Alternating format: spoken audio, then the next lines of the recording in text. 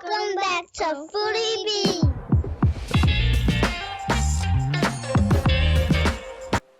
Hey y'all, welcome back to Foodie Bees. It's Brittany here, and today we have Mississippi pot roast. You guys, this is a super simple and so delicious recipe. If you want something simple for yourself or for your family, this is the way to go. So jumping right into it, these are all the ingredients you're going to need. Like I said, super simple. We have the insert for the crock pot that we'll be using, or Instapot. We have the au jus gravy as well as the ranch seasoning, just a packet of each. We have the pepperoncinis and our unsalted butter, 1 whole stick. And then we have our chuck roast. Now I'm using a 1.5 pound chuck roast, but I actually recommend using a 3 pound if you want to eat on this throughout the week, or if you're cooking this for more than 2 people. So like I said, I will be cooking this, or usually cook it in this type of crock pot, but today I'm actually going to be using an Instapot, which has a crock pot setting. And we want to cook this on the low setting, or the, low and slow is how we're going to be cooking it.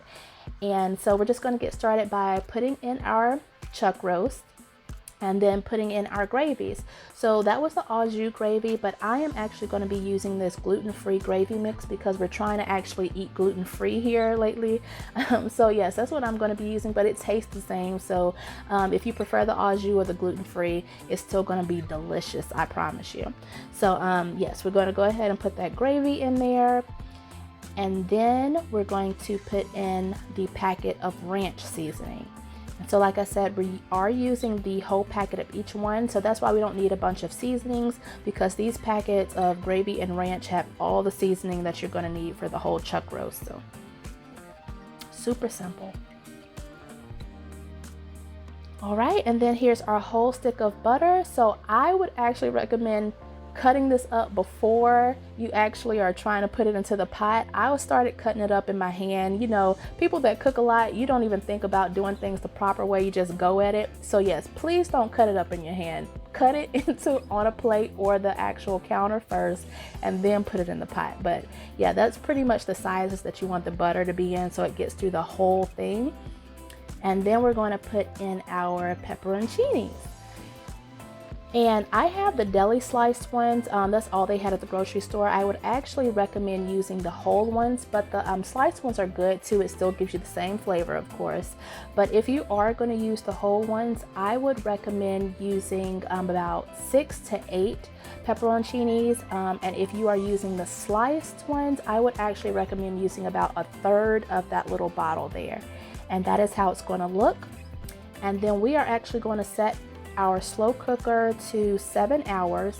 If you have a 3 pound chuck roast, I would actually recommend 8 hours. And we're going to leave it in there until there's about 30 minutes left of cooking, and that's how it's going to look after that time frame. So after 30 minutes left there, we're going to take it out, and we're actually going to cut it up into pieces. So I actually tried to start cutting it up here, and I realized, okay, I can't do this in a pan. Please, let's get a plate. So I ended up getting a plate, and then I'm going to just put it onto the plate here, and then we're going to actually start cutting it up. And we just want to cut them up into like bite-sized pieces where it's just easy to just dig into and chew, so we don't have to have big chunks that we have to cut through when we're actually eating it once it's done. So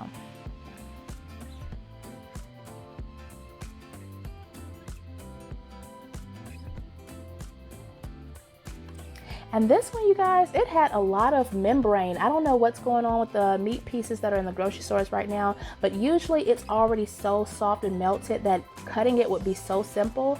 But this one was a little tougher because, like I said, it had a lot of membrane throughout the chuck roast.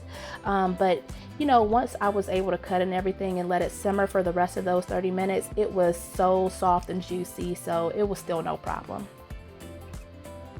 And we're just going to put that right back into the pot. And like I said, we're going to actually put this back into the slow cooker and let it finish the rest of those 30 minutes.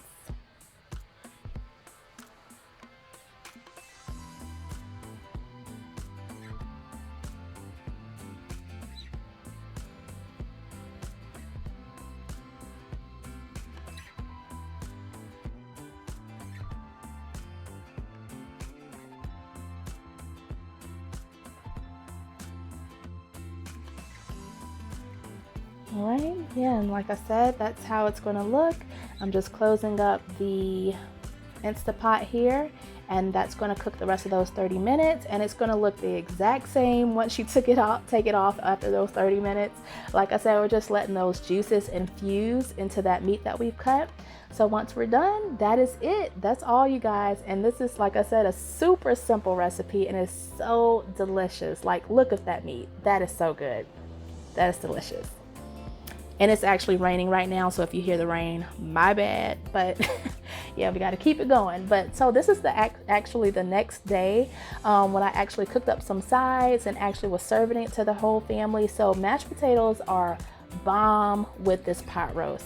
So what I would just put it onto the plate here, and I would just scoop up the Mississippi pot roast and put it right on top in the middle of that mashed potatoes. So when you bite down into it, you get every little piece of pot roast and mashed potatoes, and it is so good.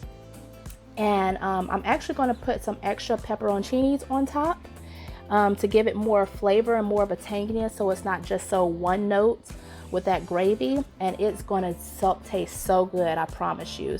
The pepperoncinis that we actually cooked it with cooked way down into that pot roast, so just adding some fresh ones on there adds so much flavor to this. And of course, presentation is key, so we're going to make sure we pick those up and place them right in the middle, and we're done, you guys. That is our food. I hope you enjoyed it. Like I said, super simple. So if you want more videos like this, please make sure you like this one. It's very encouraging that I know that you're actually loving this content. Please subscribe to the channel for more easy recipes, and I will be glad to continue to give you more. And yes, make sure you stay joyful, stay loving, stay stress-free. And until next time, bye guys.